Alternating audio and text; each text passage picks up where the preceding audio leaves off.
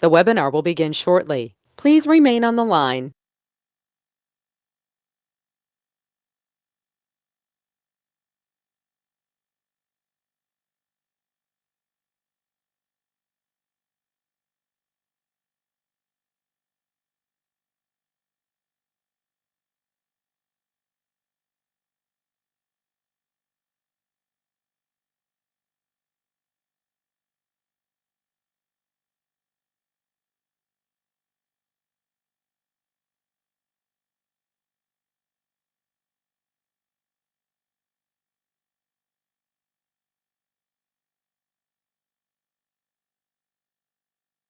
The webinar will begin shortly. Please remain on the line.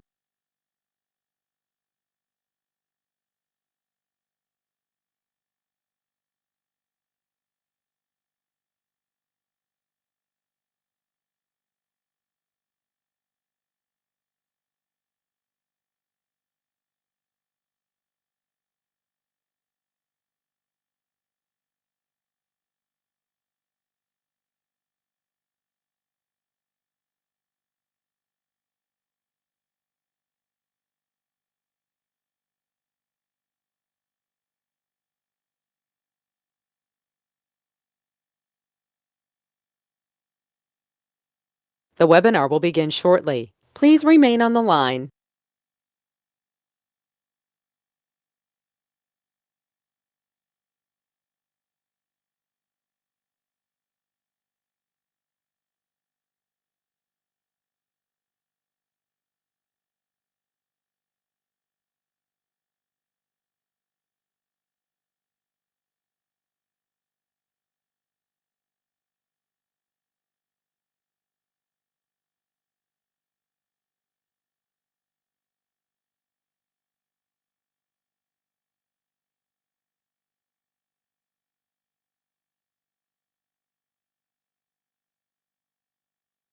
The webinar will begin shortly. Please remain on the line.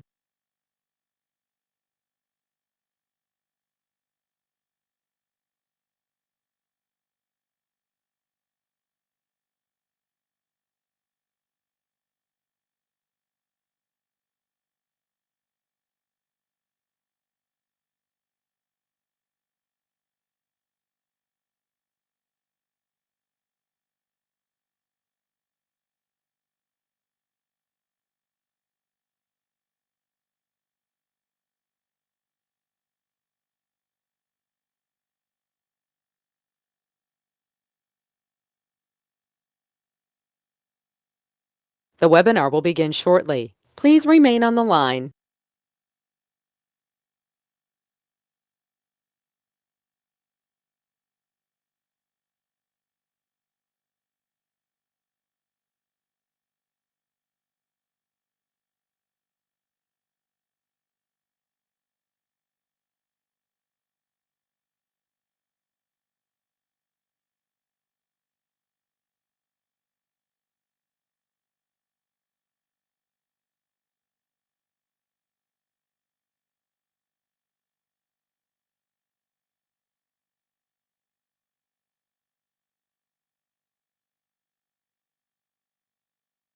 The webinar will begin shortly. Please remain on the line.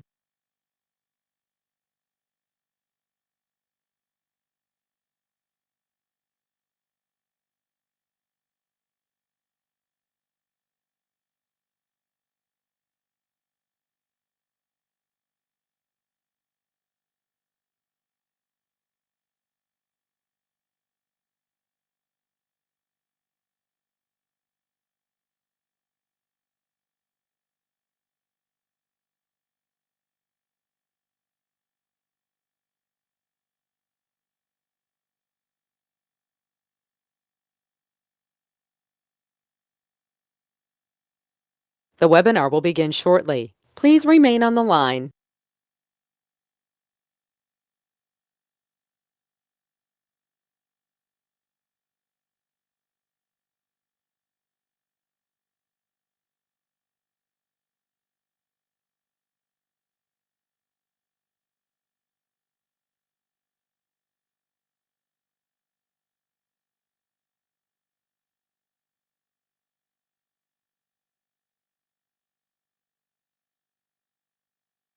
The broadcast is now starting. All attendees are in listen-only mode.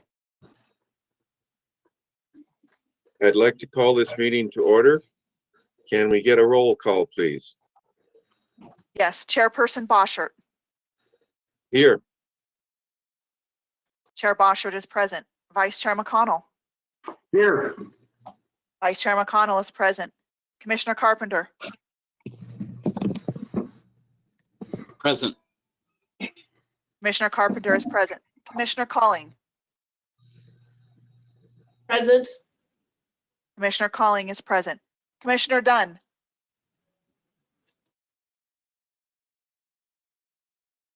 Commissioner Dunn. He might be joining us late. Commissioner Tomacek. Present. Commissioner Tomacek is present. Commissioner Mayo. Present. Commissioner Mayo is present.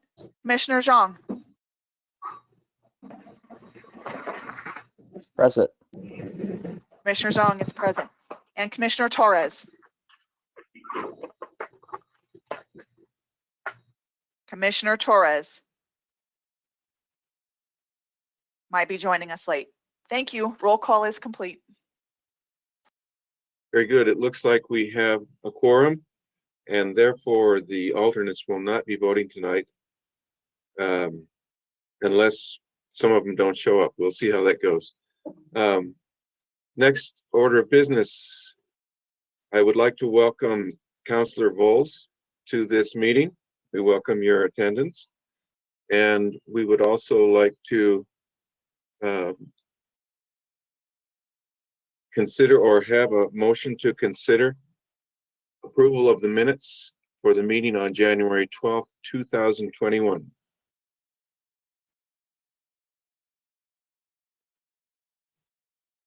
Would anyone like to make that motion?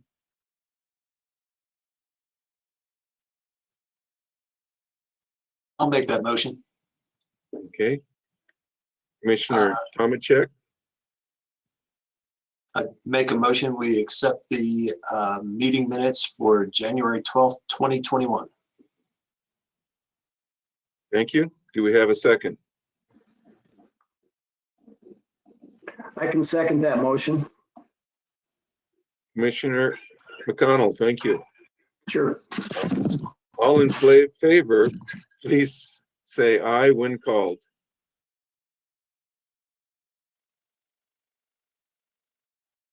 Chairperson Boschert. Aye. Chairperson Boschert is in favor. Vice Chair McConnell. Aye. Vice Chair McConnell is in favor. Commissioner Carpenter. Aye. Commissioner Carpenter is in favor. Commissioner Calling. Aye. Commissioner Calling is in favor. Commissioner Tomacek. Aye. Commissioner Tomacek is in favor. Commissioner Mayo. I don't believe I was at that meeting. I think I was traveling. Thank you for reminding us. So roll call is complete. And the minutes are approved. Thank you. I need to acknowledge that due to COVID-19, comments were accepted electronically via voicemail and delivered to the Planning Commission and posted on the public agenda online prior to the meeting. Since we will not be having a public meeting or a public hearing this evening, there will be no comments and none will be posted to the website.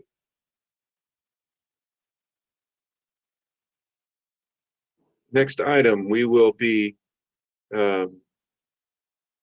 presented with informational only items tonight, including the 2040 comprehensive plan.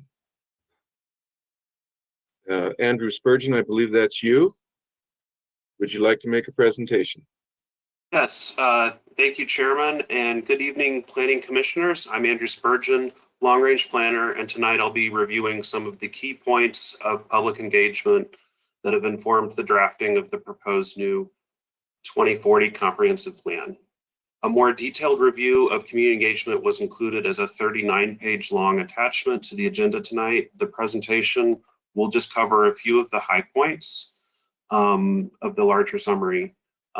This presentation is for information only, and there's no action required of the commission. Andrew, I'm sorry to interrupt you. We're not seeing your presentation. You're not seeing the presentation. Well, that's a problem. We can see you though. Yeah, we can see your pretty face. How about There now? we go. There we go. You got it. Yes, Thank we've you. got it. Okay. All right. Thank you, everyone, for your patience with us. Again, this is a summary of public engagement, short version of a much longer item that's included as an agenda attachment and posted available for public inspection through the website.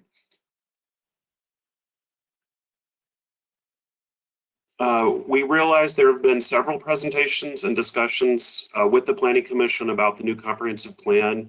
The purpose of this briefing is just to share with the Commission a summary of public engagement, and in a future meeting, we will present the proposed new comprehensive plan and highlight key discussion areas that we think you'll appreciate. This slide here is just a generalized timeline of the planning process and the outreach phases that have occurred.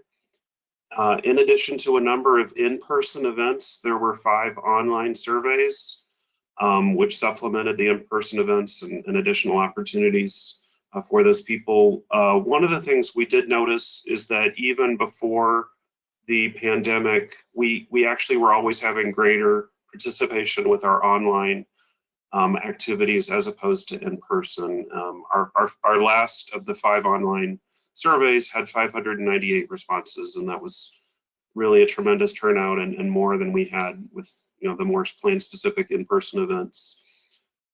Additional community engagement will be held later this spring, subject to the COVID-19 protocols in place at the time. This slide categorizes some of the different types of engagement that occurred. Again, since we found that some attendance at the early sort of plan-specific events was lower than we would have liked, we tried to identify some community-wide events so that we could go out to meet the people instead of trying to make the people come to us. We also sought out specific groups such as the Youth Advisory Panel, which we actually went to twice, some outreach with the Hmong community, the Latino Festival, where I believe I actually ran into Councilor Bowles. Good to see you there, Councilor, and a number of other events and targeted audiences. In accordance with the city's language access plan, we did have Spanish translation services at the city hosted events.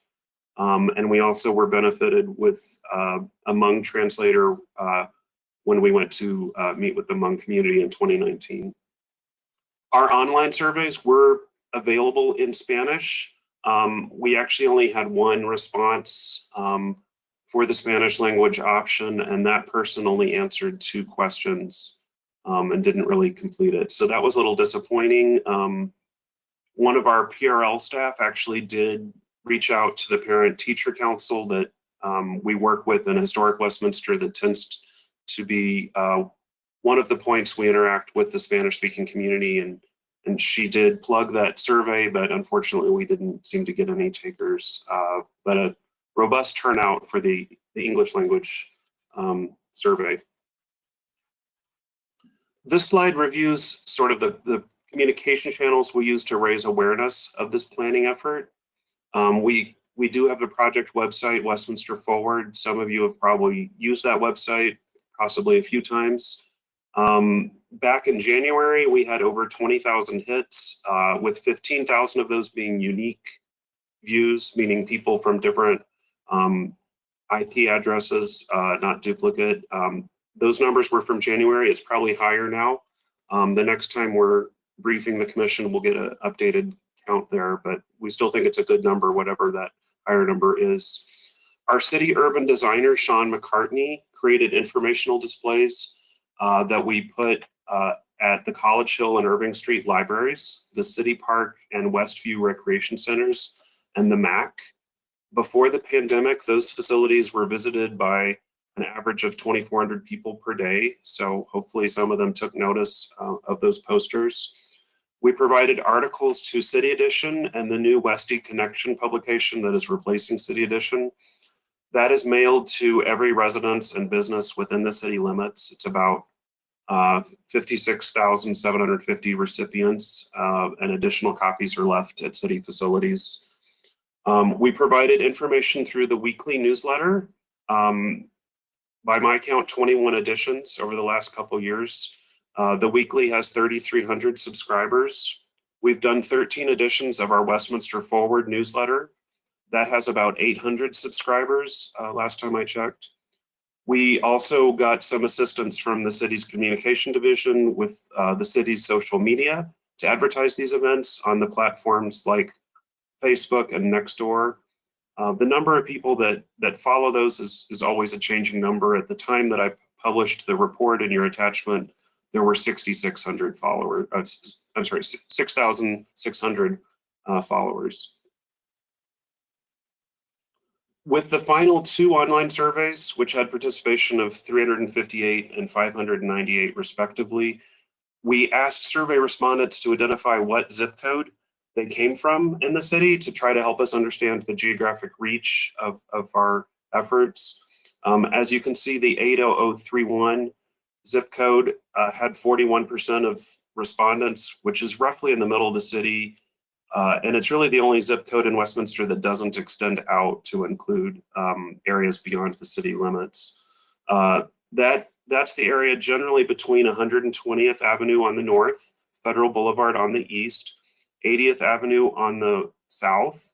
It does go west of US 36 over to about Pierce for a little bit, and then from about 98th Avenue on north, it follows Sheridan Boulevard.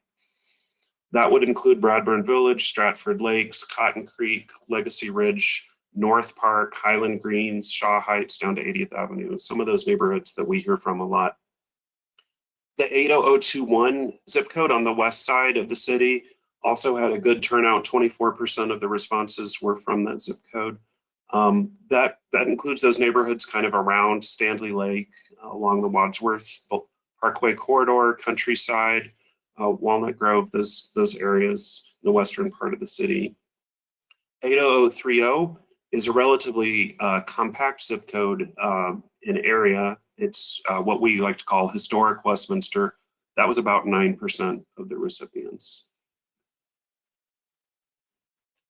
Several common themes have emerged from the public engagement and stakeholder interviews, and this slide describes a few of those key takeaways.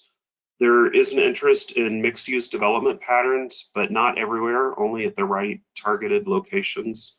There's an interest in a diversity of housing types, but when supported by nearby activities and services and the necessary infrastructure. There's an interest in addressing changing demographics and being inclusive. There's a concern for the need to adapt our retail areas to changing consumer preferences and trends. And there was concern for the need to be more sustainable and to plan for our finite water supply. The next few slides will present some aggregated results of some of the key questions and activities that were offered through the community engagement.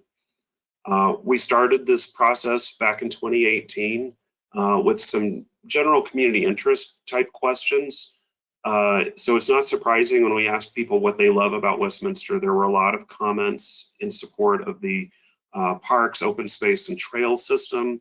There were also some comments relative to the city's location, being between Denver and Boulder, the convenience of the B line, the mountain views, and there were also some more nebulous comments about the sense of community, sustainability, quality of life, inclusivity. Those were some of the themes there. When we asked people what they would want to see improved about Westminster, there was kind of a range of topics. There were quite a few in the transportation and mobility wheelhouse, thinking about walkability, transit, bike trails, infrastructure. Also, concern for water and sewer, again, was some input there. The need for affordable or attainable housing, investing in local businesses, and expanding public art were some of the things we heard there. With this question, we asked what the city's vision statement meant to the people responding to the survey. It was presented on a display board, and people could write what it means to them. We certainly recognize that the vision statement has changed since the time of this exercise. However, I think it's important still to note what we heard. I think it is still instructive to the plan and things we need to be mindful of. So there was a lot less overlap in the responses. There were a lot more individual responses here. There was some commonality about diversity and inclusivity. Some comments about potential lack of understanding of the vision statement, or some belief that it's not very clear. Some comments about resource and financial sustainability. And finally, some confusion about whether the vision statement is intended for the entire city or just downtown Westminster. Those were some of the things we heard there. A second workshop series in 2018 was about visioning for key areas with vacant land or where we anticipate redevelopment.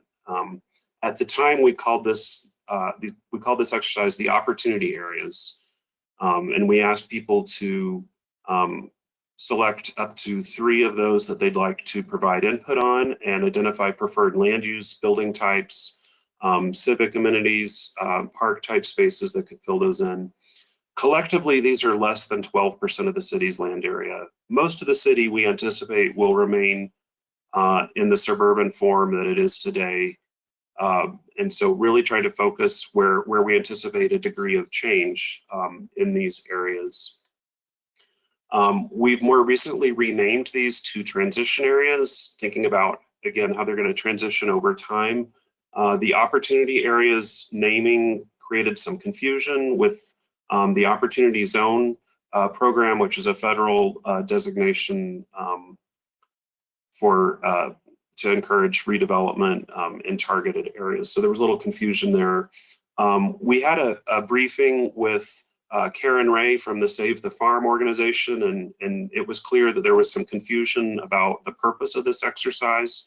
And so I just want to be clear, I just want to be clear, this is not the same as what the comprehensive plan calls focus areas. Focus areas are where we anticipate the most infill and development in the future.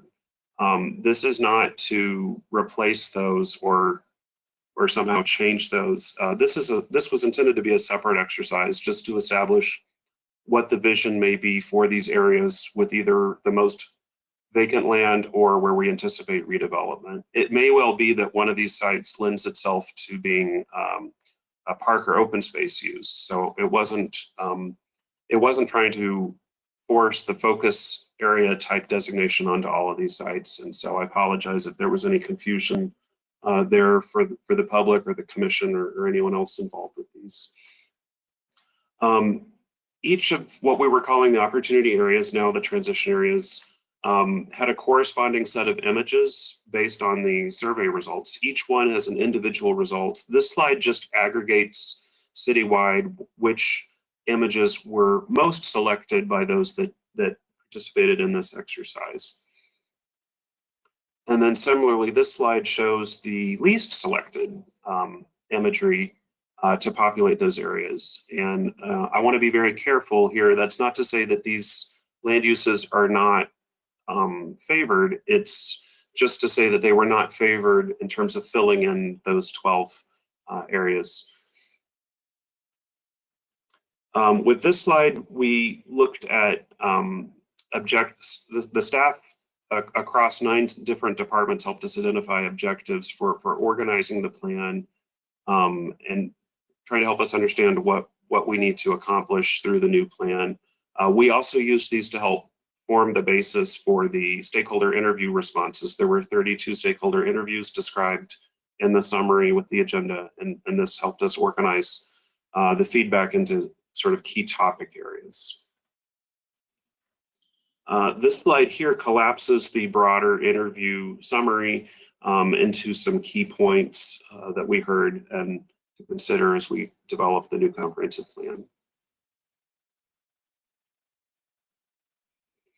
The initial community feedback also helped to identify themes for the whole portfolio of Westminster Forward plans, the Comprehensive Plan, Sustainability Plan, PRL Plan, the Transportation Mobility Plan, Water Supply Plan as well. This framework helped form a structure for Westminster Forward to serve as a coordination vehicle and identify those overarching themes and help us really kind of group input that may cross-cut. One citizen's input, for example, may be instructive to the comprehensive plan, but maybe also the transportation plan or the water supply plan. So having a framework for managing that input. This slide here shows as we went out to the public again in 2019 for our big round of public outreach, we asked the public to react to the staff identified objectives. So this was interesting. This is displayed here from top to bottom in terms of the top being the public's highest priority and the bottom being the public's lower priorities. So you can see here again, there is some ongoing concern for water, sewer, cost feasibility, sustainability, those kind of things that again are discussed throughout our outreach efforts. Based on earlier feedback, we also knew that retail and the decline of retail in Westminster was a concern in the community. We also recognized that in 2019, when we were doing this outreach, we already had some challenging conditions in our retail centers, and what happened in 2020 just further accelerated that trend. So this question was intended to elicit ideas about what potential new uses should be considered in retail areas. Results for this question identified a preference common throughout the outreach for more restaurants and drinking establishments, along with providing facilities for public services in retail areas, which is kind of a new concept. That's not how we've done it historically in Westminster. There was not much interest in the way of temporary or seasonal uses, such as when you see the Halloween store or the Christmas store. We did give examples with these in terms of what the intent was. There was also not much interest in convenience uses, such as gas stations or drive-through type uses. In terms of the other column, people could write in some suggestions, and some of the things we heard were interest in arts and cultural center, business incubators, having some sort of community meeting spaces, and more parks. Everybody loves parks. With this question, we asked participants to consider their personal situation and what type of housing would best meet their future needs. Traditional single-family homes were the highest preference in citywide results. However, there was notable interest by some respondents for smaller format single-family homes, some senior housing and multifamily housing. Good number of people were looking for those different type of housing options. This suggests that the city will probably want to maintain its primarily single-family development pattern, but provide some of those other opportunities at key locations. We did add here in the lower right the responses from the Latino Festival, just to draw a little bit of attention to the differences in the results as compared to the citywide results. The Latino Fest respondents, the greatest interest there, or the two greatest interests there at 23% each on the pie slices, were for multifamily housing and co-housing. Again, we provided some definition with these questions. Co-housing is where you have single-family homes arranged around a shared green space. You might see this in Bradburn Village or in the Central Park development in Denver. With this question, we asked participants about their ideal neighborhood, and with it, respondents could select multiple options there. These results again identify a preference for additional parks for community gathering. That was the highest vote getter, not surprising. Everyone wants a park in their neighborhood. There was also interest in options for eating and drinking establishments and small neighborhood-oriented retail services. It was a little bit interesting. One of the results on the low end There were relatively few people that were interested in uniformity of housing types. Alternatively, farther up, the opportunity to have a mix of housing types organized around a common theme was much more preferable by nearly a 4-to-1 margin there. Next, I'm going to pivot to talk a little bit more about our recent engagement and what we anticipate moving forward.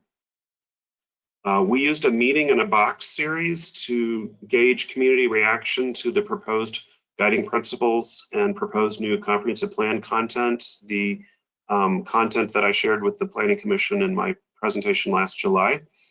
The meeting in the box was designed to have small groups host meetings in their own homes, and we did have several people that asked us for that and did it. I would mention actually former Commissioner Tracy, I can't remember her name, the other Tracy, not Tracy Calling, but the other Tracy. She actually hosted a couple of these and gave us feedback on those. The feedback was generally consistent with the type of reactions we heard in our other feedback through this community engagement effort. There were some noteworthy comments about supporting existing neighborhoods and homeowner associations and improved communications with residents and the need to support the aging community. So this is a little bit of a different lens. Instead of quite as much attention on new development, thinking about how do we help existing developed neighborhoods as people are aging and as the needs of those neighborhoods change, and connecting them with the right city services. This is the final slide, and this just reviews our current work and our expected next steps over the next few months. We anticipate going out for community engagement again after presenting the draft plan to City Council in a study session setting. We would also come back to the Planning Commission for some more in-depth conversations about the new plan, its proposed policies. Upon Planning Commission making a recommendation on the plan, we would then go to City Council for adoption and then begin plan implementation after adoption. I would envision additional conversations with Planning Commission after adoption. One thing that's going to make the new comprehensive plan different than some of our past plans is a very robust and defined implementation program, as well as a regular reporting program. So we would like to interact with the Planning Commission on that and help identify priorities and further understand where to program our resources there. So this concludes my presentation summarizing the community engagement for the new comprehensive plan. No action is necessary by the Planning Commission tonight, but I do thank you for the opportunity to present this information.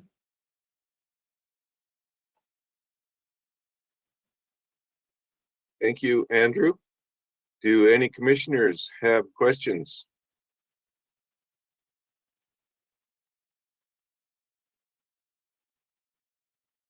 I'd like to suggest that if you do have a question, just turn on your camera.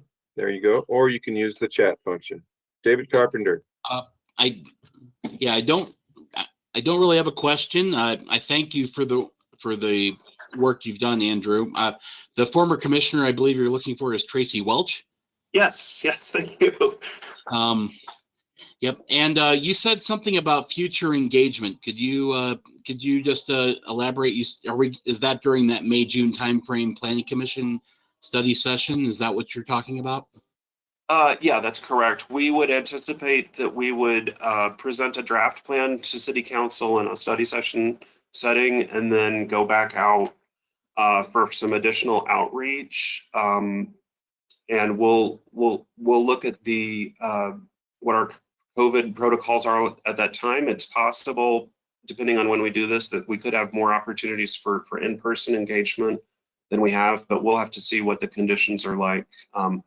We are working on a little bit of a different platform that we haven't tried before, where in addition to having the plan available on the website for people to review and ostensibly make comments on, we've identified a format where you can go through the document as a PDF, but there's kind of these probing questions would pop up that say, this page of the plan is talking about housing. What do you think about? So it's a little bit more interactive than just having someone thumb through a PDF, which I know could be really tedious, or they could miss something that they're looking for. That's kind of an idea that we're bouncing around. It sounds intriguing to me, but I'll look forward to that coming up. All right, thank you. Look forward to it too. Any other comments or questions from commissioners?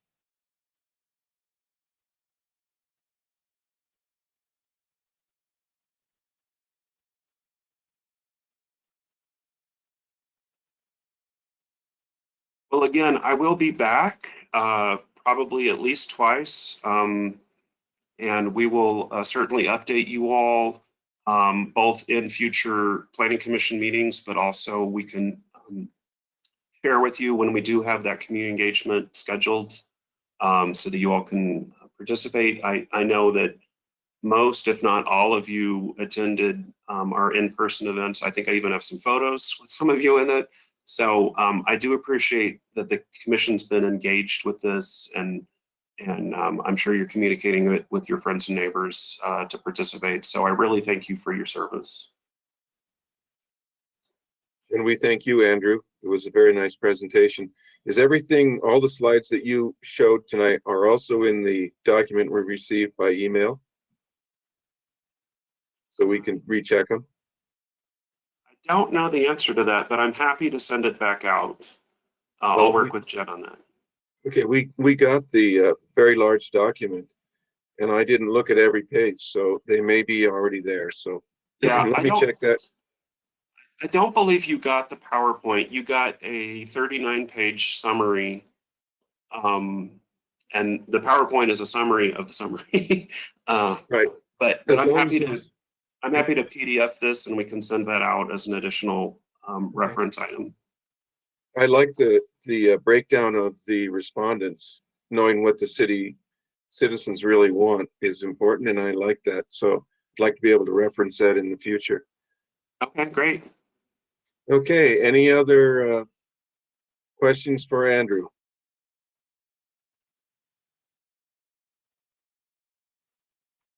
Doesn't look like it, Andrew. Thanks very much. We appreciate it. Thank you. Thanks, Is there- Andrew. Is there any old business we would like to discuss?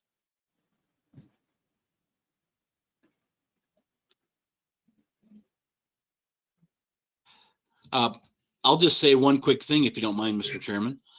Sure, go ahead, David. Yeah, I was walking in the open space by Walnut Creek behind Trimble today, and they are actively at work building that testing site that we approved, was it last summer, I believe, where they were going to have that machine testing with their GPS, and they had the silt fence up and the barrier and everything. So it's kind of interesting seeing that come to fruition. So I just wanted to let everyone know that apparently they're working on it. Great, thank you. And You're any of that kind of stuff, anyone who sees that kind of stuff, let us know. Mm-hmm. Great. Do we have any miscellaneous business we need to discuss?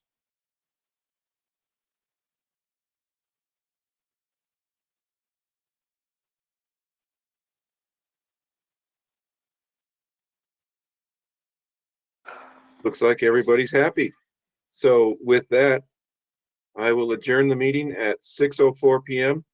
and thank Jennifer and Matt and Andrew for all your great work. Thank you. Thank you, everyone. Thank you, Good everyone. night. Have a good night. Good Thank night, you. one and all.